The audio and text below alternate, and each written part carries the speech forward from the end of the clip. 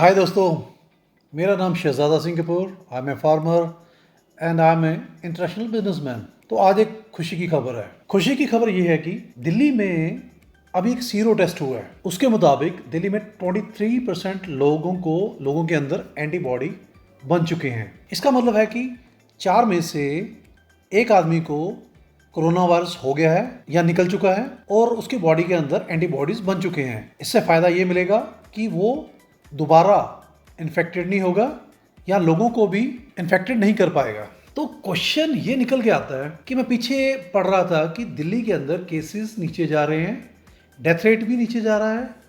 तो Delhi government claim ये कर रही थी कि उन्होंने बहुत अच्छा कंट्रोल किया है और बहुत अच्छा कंट्रोल करने के कारण दिल्ली के लोगों ने सोशल डिस्टेंसिंग रखी है, गवर्नमेंट ने बहुत अच्छा कंट्रोल किया है और जो आरोग्य ऐप है लोगों ने उसका भी पालना किया है। इस कारण दिल्ली के अंदर कोरोना वायरस कंट्रोल में है और इसी कारण केसेस नीचे आ रहे हैं। पर अगर आप एक ध्यान से चीज़ देखें, इस रिपोर्ट में जो लिखा हुआ है उसका मतलब ये निकलता है कि दिल्ली में सोशल डिस्टेंसिंग को ज़्यादा कवर ही नहीं किया गया।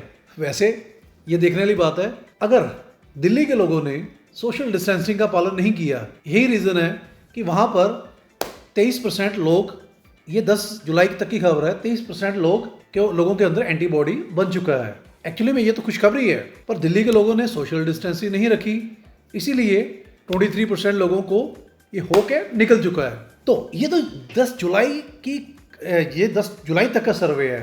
आज हम 22 जुलाई के आसपास बैठे हुए हैं, तो मेरे ख्याल में ये 23%, 28 या 30% के करीब पहुंच चुके हैं और अगला जुलाई खत्म होते होते ये तकरीबन 35 या 40% के आसपास दिल्ली के लोग पहुंच चुके होंगे। तो मैं यहाँ पर मेरा एक ये क्वेश्चन आता है कि क्या सोशल डिस्टेंसिंग से ही कोरोना वायरस से हम जी सकते हैं, या जो दिल्ली में हुआ है इतने सारे लोगों के अंदर एंटीबॉडीज़ बन चुके हैं, इससे हम जी सकते हैं।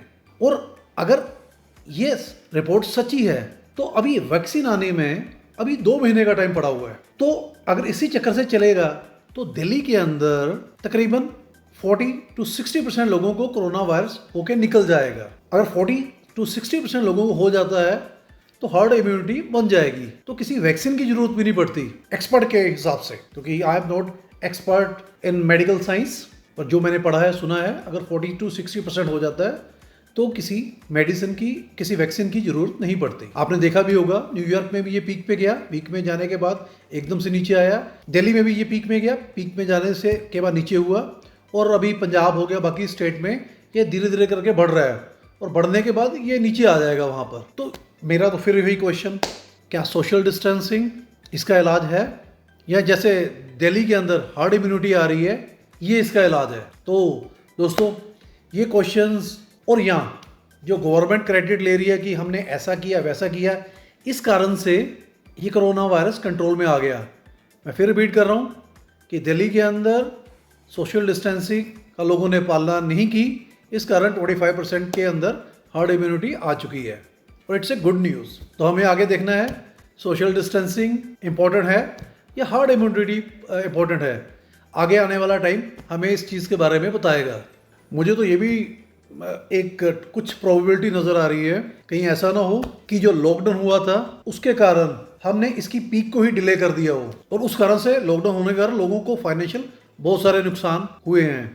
ये तो आगे समय बताएगा, पर it's a very good news. Delhi is recovering. If Delhi is recovering तो आहिस्ता आहिस्ता इंडिया भी रिकवरी पे आ जाएगा। तो थैंक्स।